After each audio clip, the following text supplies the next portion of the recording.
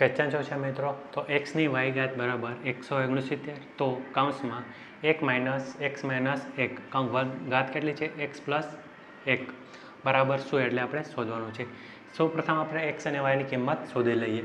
તો એક્સનો વર્ગ, એક્સનો ઘાત કેટલી છે? એક્સની ઘાત છે વાય બરાબર કેટલા છે? 169.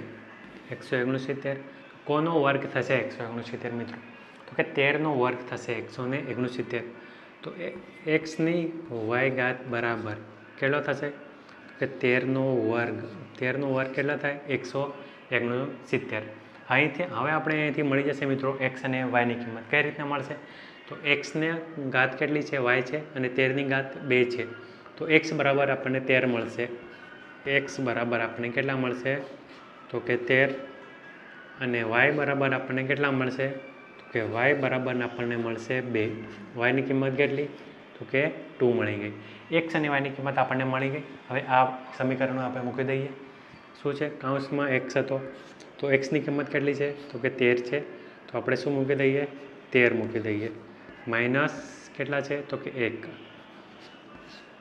કૌંસમાં પછી ઘાત કેટલી હતી? 1 વાય પ્લસ 1. તો વાયની કિંમત આપણને કેટલી છે? 2 મળી છે. તો 2 પ્લસ 1. હવે શું કરીએ? આપી દઈએ. 13માંથી 1 જાય તો શું વધે? તો કે 12. 12ની કેટલી ઘાત આવશે? 3 ઘાત. 12ની 3 ઘાત એટલે શું થાય? 12નો ઘન. 12નો ઘન કેટલો થશે મિત્રો?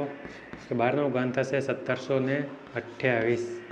હા, આપણો શું થઈ ગયો? તો કે આન્સર થઈ ગયો. કેટલો? તો કે 1728.